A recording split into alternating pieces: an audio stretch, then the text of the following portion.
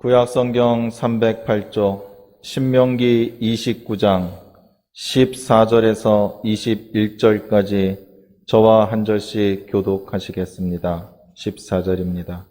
내가 이 언약과 맹세를 너희에게만 세우는 것이 아니라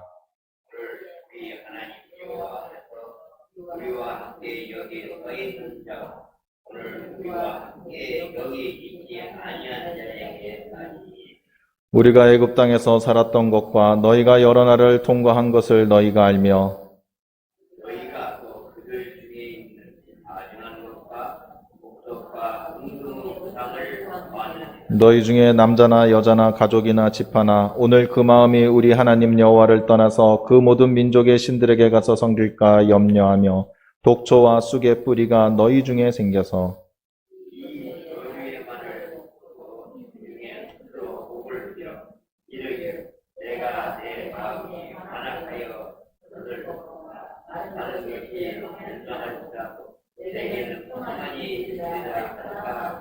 여호와는 이런 자를 사하지 않으실 뿐만 아니라 그 위에 여호와의 분노와 질투의 불을 부으시며 또 이 책에 기록된 모든 저주를 그에게 더하실 것이라. 여호와께서 그의 이름을 천하에서 지워버리시되 여호와께서 곧 이스라엘 모든 지파 중에서 그를 구별하시고 그 율법책에 기록된 모든 언약의 저주대로 그에게 하시되. 아멘. 오늘 읽으신 본문은 모압 평지에서 하나님과 모세를 통하여 이스라엘 백성과의 다시 한번 언약이 맺어지는 장면입니다. 이스라엘 백성들은 광야에 맨 처음 출애굽하여 광야에 맨 처음 들었을 때 시내산에 도착하여 그들은 하나님의 백성으로서 살아가야 할 때 필요한 그러한 율법들을 십계명을 비롯하여 그들은 받게 됩니다. 그들은 다시 40년이 흐른 후에 이 모압 평지에서 가나안 땅을 들어가기 직전에 다시 한번 하나님과의 언약을 확인하는 장면이 오늘 본문인 것입니다. 출애굽 1세대라고 하죠. 홍해를 건너 하나님의 이적을 모두 다 체험한, 그러나 그들은 하나님에 대한 불신과 불순종으로 인하여 그들은 끝내 가나안 땅에 두 사람을 제외하고는 들어가지 못하게 됩니다. 우리는 그들을 출애굽 1세대라고 보통 부르기도 합니다. 그들은 가나안 땅에 들어가지 못하였습니다. 여러분이 아시는 것처럼 그들의 죄 때문에 그들은 약속의 땅에 들어가지 못하였죠. 그러나 그들의 후손들은 가나안 땅에 오늘 이 본문에 나오는 이들은 가나안 땅에 들어갈 수가 있는 것입니다. 이 출애굽 1세대의 입장에서 오늘 한번 살펴보고자 합니다. 그들은 하나님께 직접 응답을 받았습니다. 그리고 그들은 하나님이 시내산에서 약속하여 주신 그 언약들을 그들은 다 받고 기뻐하고 그것들을 믿고 순종하여 요단강 가나안 직전까지 그들은 왔습니다. 그러나 그들은 자신의 불순종과 불신으로 인하여 다시 한번 40년이란 광야 생활을 통하여 그들은 광야에서 죽게 되는 인생이 되었던 것입니다. 자, 이들은 과연 하나님에 대한 약속에 대한 생각이 어떠할까요? 왜 하나님께서는 나에게 가나안 땅이라는 축복의 약속을 주셨는데 왜 자신들은 광야에서 죽어갈 수밖에 없게 되었는가? 하나님은 그렇게 변경하시는 하나님인가? 하나님께서는 당신의 약속을 저버리시는 하나님인가? 그들은 무척 하나님이 원망스러울 수도 있었을 것입니다. 왜냐하면 자신들의 인생을 통하여 그 약속이 이루어지지 않기 때문인 거죠. 그러나 하나님의 약속은 어떠했습니까? 그들이 들어가지 못하였으나 그러나 그들의 후손은 가나안 땅에 들어갈 수가 있었습니다. 하나님의 약속은 없어진 것이 아닙니다. 하나님의 약속을 받고 누려야 될 그 대상이 바뀐 것입니다. 상황에 따라 변경시키시는 하나님이 아니라 하나님께서는 우리에 따라 그 약속들을 새롭게 맺어주신다라고 우리는 이해를 해야 되는 것입니다. 하나님께서 약속을 안 지키시는 분이시고 하나님께서 계획을 변경시키시는 분이 아니라 맨 초에 맺어졌던 그 약속을 우리 인간들이 지킬 수 없기 때문에 하나님께서는 그 약속이 아닌 다른 약속으로 새롭게 당신의 사랑을 우리에게 펼쳐 주시는 것입니다. 우리는 이렇게 생각할 수 있습니다. 그래도 하나님이 약속하여 주셨으니 강제라도 하나님께서 우리 자신들을 변화시켜서라도 상황을 바꿔서라도 그 약속을 이루게 해야 되는 거 아닙니까? 라고 얘기할 수도 있습니다. 가나안 1세대들의 마음에는 이런 생각이 가득했을 것입니다. 그냥 그 정찰 나갔던 그들의 말을 그냥 믿었을 뿐인데, 그들을 그 당시에 판단했을 뿐인데 왜 가나안 땅에 못 들어가는 거야? 근데 하나님께서는 그것을 강제로 하지 않으셨다고 얘기를 합니다. 하나님께서는 우리의 생각과 마음을 바꾸실 수 있는 분입니다. 그러나 하나님께서는 그 약속을 이루기 위해서 죄진 그들을 강제로 바꾸지 않으셨다고 본인 하나님께서 스스로 말씀하셨습니다. 그것이 신명기서 29장 4절입니다. 그러나 깨닫는 마음과 보는 눈과 듣는 귀는 오늘 여호와께서 너희에게 주지 아니하셨느니라. 이스라엘 백성들은요, 애굽 땅에서 그 많은 재앙의 그 기적들을 보았습니다. 구름기둥, 불기둥도 보았고요. 홍해가 갈라지는 것도 보았고요. 바위에서 물이 나오는 것도 보았고요. 너무너무나 많은 기적들을 본 그들이지만, 그리고 그들과 하나님께서는 축복의 땅, 가나안 땅을 직접 약속하였지만 그들은 그 약속을 끝내 지키지 못하였던 것입니다. 하나님께서는 그들의 성품과 믿음과 생각과 마음을 바꾸실 수 있었습니다. 그러나 뭐라 합니까? 깨닫는 마음과 보는 눈과 듣는 귀를 주지 않았다고 했습니다. 왜입니까? 하나님께서는요, 하나님을 믿는 자, 하나님을 의지하는 자하고 약속을 하시는 분입니다. 그렇기 때문에 하나님께 불신하고요, 하나님의 사랑에 대하여 배신을 하게 되면 그런 자에게는 하나님의 영을 부어주지 않으신다는 것입니다. 하나님의 약속의 축복을 받을 자격이 없다라는 것입니다. 자격이 되지 않으면 주지 않는 것입니다. 이것은 언약의 폐기가 아닙니다. 언약의 계약자의 변경인 것입니다. 우리가 아파트 분양을 하게 되면은요, 맨 처음에 계약금을 걸죠. 그 다음에 이제 중도금 1, 2, 3차 보통 이렇게 해서 내지 않습니까? 그러나 중간에 자신이 아파트 값을 지불할 능력이 안 되면 그 계약은 파기가 됩니다. 그러나 그렇다고 해서 그 아파트의 그 호수가 없어지는 건 아니라는 겁니다. 계약을, 하나님의 약속을, 하나님의 축복을 받을 자격이 없는 사람이 받을 수 있는 자격 있는 자로 바뀐다라는 것입니다. 그래서 하나님께서는 깨닫는 마음과 보는 눈과 듣는 귀를 주지 않으셨다라고 얘기를 하시는 것입니다. 이것은 왜 그렇습니까? 우리가 하나님과의 약속을 하나님 중심으로 이해하지 못하고 우리 자신 중심으로 이해하기 때문인 것입니다. 우리는 하나님께서 약속해 주시면은요, 아니면 은사자가 됐든 기도하는 사람이 됐든 누가 됐든 옆에서 이렇게 하는 게 하나님 계획입니다. 이것이 하나님 뜻입니다. 이렇게 가르쳐주면요, 그것이 당연히 이루어져야 되는 걸로 알고 있다는 것입니다. 그러나 그 자신이 끝까지 그 약속을 지킬 만한 자격을 유지하고 있냐를 우리는 먼저 봐야 되는 것입니다. 하나님께서 변경하시고 바꾸시는 변덕스러운 하나님이 아니라, 그런 하나님이 아니라 과연 하나님과 맺어진 약속을 지킬 수 있는 우리가 준비되어 있는 것, 우리가 하나님의 계획을 따라 갈 수 있는 그런 하나님 앞에 온전하게 서 있게 살아가는 자인가, 우리 자신을 먼저 살펴봐야 된다는 것입니다. 왜 하나님 중심으로 이해하지 못할까요? 그것도 오늘 신명기서 29장 13절에 얘기해 줍니다. 여호와께서 내게 말씀하신 대로 또 내 조상 아브라함과 이삭과 야곱에게 맹세하신 대로 오늘 너를 세워 자기 백성을 삼으시고 그는 친히 내 하나님이 되시려 함이냐.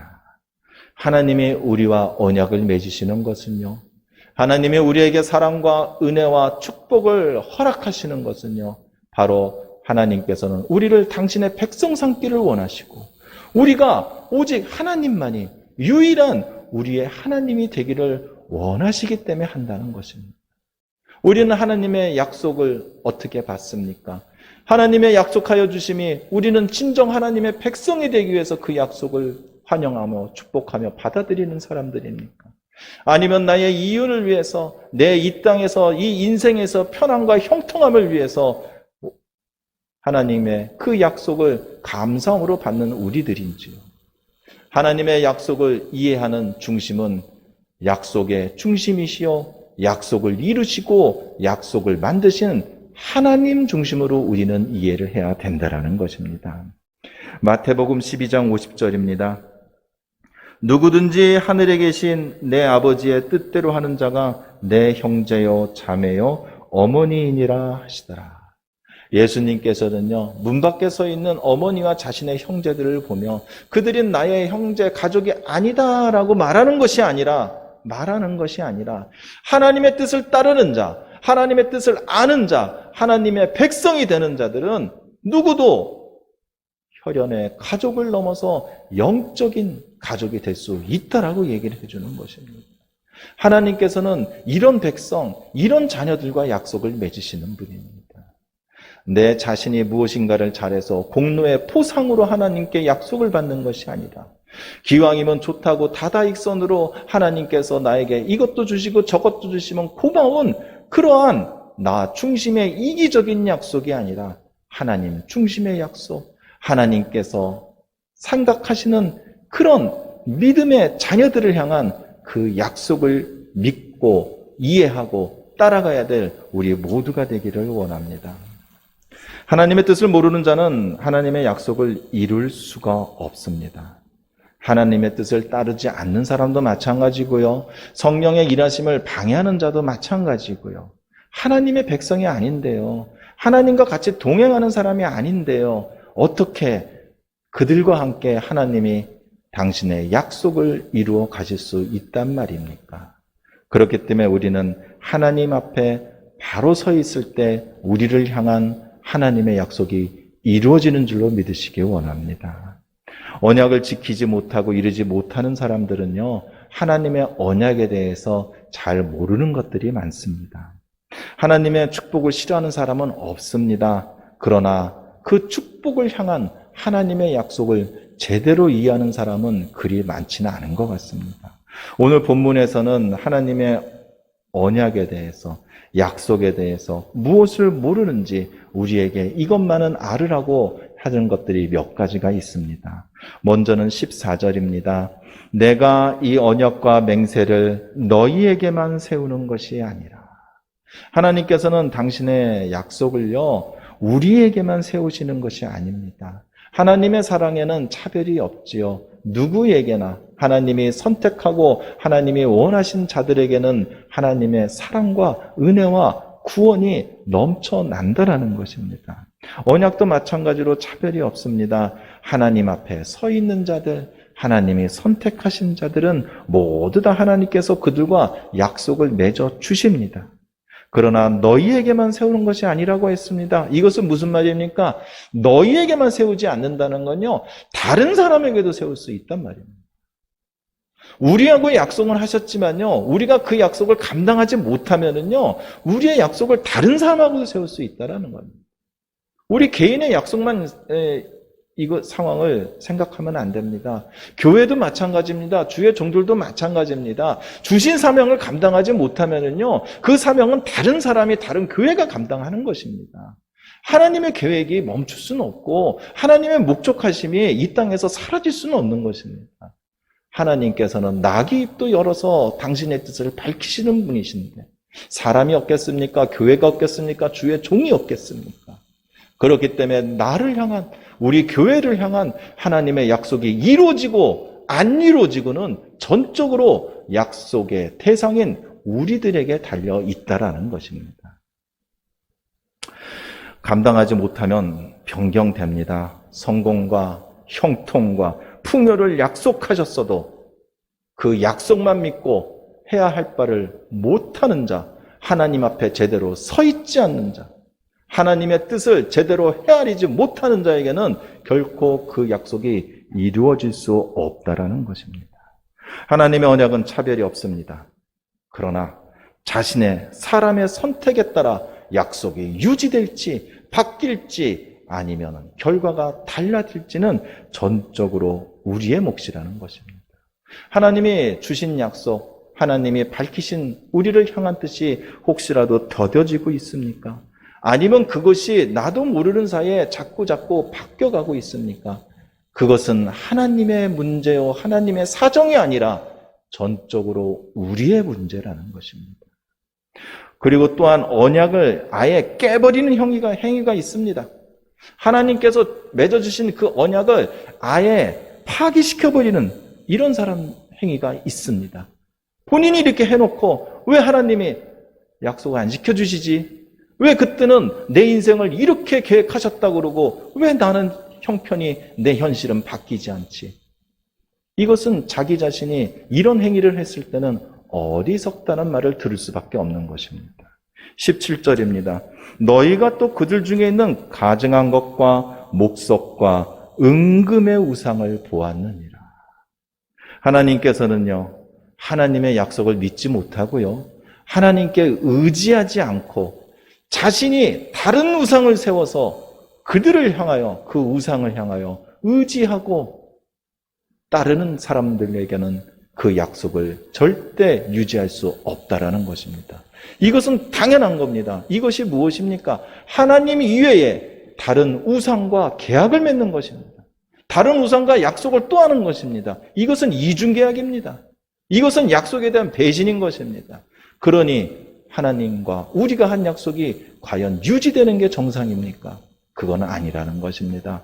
우리가 우리 안에서 새로이 우상을 만들고요, 하나님의 약속이 지금 내 눈앞에, 내 손 안에 제대로 잡혀지지 않는다고 해서 나의 힘과 노력과 사람의 힘을 빌어서 그 목적을 이루려 한다면 그것은 오히려 다른 우상으로 인하여 하나님과의 약속 자체가 아예 파기될 수도 있다라는 것입니다.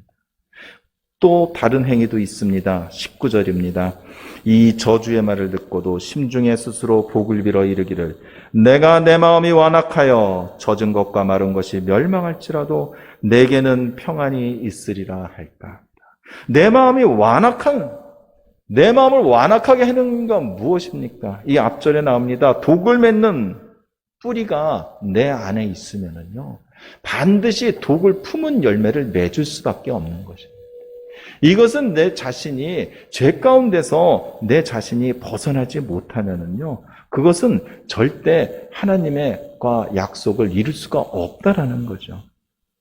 세상을 향한 욕망과 관심이 있으면서도 스스로 자신은 하나님의 사람이다, 하나님의 약속은 이루어질 거야, 자신은 죄 가운데 있으면서 죄의 습성을 버리지 못하고 죄를 향해서 계속 달려가고 있음에도 불구하고 세상 모든 것이 면해도 나는 구원받을 거야, 나는 괜찮아, 나는 구원받을 거야. 도대체 이거는 어디서 나오는 자신감이라는 것입니다. 이것이 바로 자기 자신을 완악하게 만든다라는 것입니다. 이런 사람들은요, 주변에서 죄를 얘기해주고 그리고 회개를 권고해도 절대 듣지 않습니다. 죄를 용서달라고 우리는 회개를 하지요. 근데 회개하는 사람이 자신의 죄가 무언지도 모르고 그냥 하나님 다 용서해 주세요. 과연 이런 회개가 맞는 회개인지 그거는 우리가 한번 생각을 해봐야 되는 것입니다. 자신의 죄가 무엇인지도 모르고 어떻게 회개를 한단 말입니까? 그러니 이런 사람들은 자신의 마음이 점점 완악해질 수밖에 없는 것입니다. 이런 사람에게 어떻게 하나님의 언약과 약속이 유지될 수가 있습니까? 죄에서 빠져나오지 못하는 자, 하나님이 아니라 자기 중심으로 자신의 인생을 판단하는 자, 이런 자들은 하나님과의 약속을 완전히 파기하는 그런 행위를 하는 사람들인 것입니다. 우리는 하나님과의 약속이요, 그냥 내가 잘못해서 내가 이루질 못했나 보다, 이것을 그냥 단지 내가 인생 살면서 좋은 기회를 한번 놓쳤네 라고 생각하는 경우가 있다는 것입니다. 그것이 아니라는 것입니다. 이스라엘에 출애굽했던 1세대들은요, 그들은 그 죄를 해결하지 못하고 하나님에 돌아오지 못했기 때문에 가나안 땅에 들어가는 약속만을 그들은 잃은 것이 아니라 그들은 그들의 생명을 잃었습니다. 하나님의 약속을 우리가 유지하고 지키고 이루지 못하면은요, 그것은 우리의 생명과도 관계되는 무서운 결과를 초래한다라는 것입니다. 그것이 21절입니다. 여호와께서 곧 이스라엘 모든 지파 중에서 그를 구별하시고 이 율법책에 기록된 모든 언약의 저주대로 그에게 화를 더하시리라. 그를 구별하신다고 하였습니다. 하나님의 약속을 지키지 않는 자들, 하나님의 언약을 믿지 않고 하나님을 불신하는 자들은 하나님이 구별하신다고 하였습니다. 구별은 무엇입니까? 따로 띄어낸 것입니다. 이제는 하나님의 백성이 아니라는 것입니다. 하나님의 언약의 대상이 아니라는 것입니다. 그래서 그들은 어떻게 됩니까? 언약의 저주를 하나님이 말씀하신 대로 그 모든 저주의 언약을 다 행하신다라는 것입니다. 단지 하나님이 주시는 그 약속을 내가 놓쳤을 뿐인데요. 하나님께서 원하시는 그 단계까지 내가 못 올라간 것뿐인데요. 하나님의 계획을 내가 제대로 이해하지 못한 것뿐인데요. 왜 나에게 이렇게 험하고 이런 저주의 언약을 나에게 행하십니까? 억울할 수 있습니다. 출애굽 1세대를 생각해 보십시오. 그들은 광야에서 죽어가면서 억울할 수 있었습니다. 그러나 그것이 바른 것이 아니란 것입니다. 그것은 잘못된 것입니다. 그것을 히브리서 6장 4절에서 6절까지 설명해 줍니다.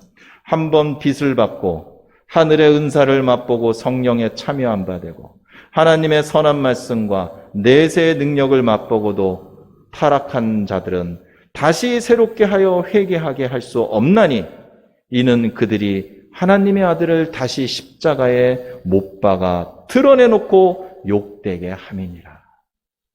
하나님께 구원의 은혜를 받았습니다. 예수님의 생명으로 한번 새 생명을 얻었습니다. 이스라엘 백성들처럼 그 만나와 그 모든 것들을 체험을 했습니다. 하늘의 신령한 것들을 그들은 직접 입으로 맛보고 눈으로 보고 손으로 만지고 발로 걸었습니다. 그럼에도 그들은 다시 한번 죄의 종이 되었던 것입니다. 애굽의 노예의 종에서 살려놨는데 다시 죄의 종으로 그들은 돌아갔던 것입니다. 이것을 히브리서에서는 이렇게 얘기를 한 것입니다. 하나님의 아들 우리 예수님을 다시 십자가에 못 박는 행위라고 얘기를 합니다. 우리는 예수님의 십자가 보혈에 의지하여 그 공로에 의지하여 우리는 우리 자신을 죄에서 멀어지고 죄의 문제를 해결하고 우리는 죄를 깨끗이 보혈로 씻어내야만 되는 사람들입니다. 그런 사람들이 한번 주의 보혈의 공로를 입었는데 죄의 덫에서 그 굴레에서 빠져나오지 못하고 그곳에서 계속 있는 것은 그 예수님을 다시 한번 십자가에 올라가라고 하는 것과 무엇이 다르다는 것입니다. 그러니 하나님께서는 당신의 언약을, 당신의 계획을 세우셨는데 그것을 파기하는 우리들, 하나님을 저버리는 우리들, 예수님의 십자가 공로를 다시 잊어버리는 우리들에게 하나님께서는 회개의 기회조차도 주지 않으신다라는 거죠. 얼마나 무서운 것입니까? 이스라엘 백성들은 이래서 광야에서 죽어갈 수밖에 없었던 것입니다.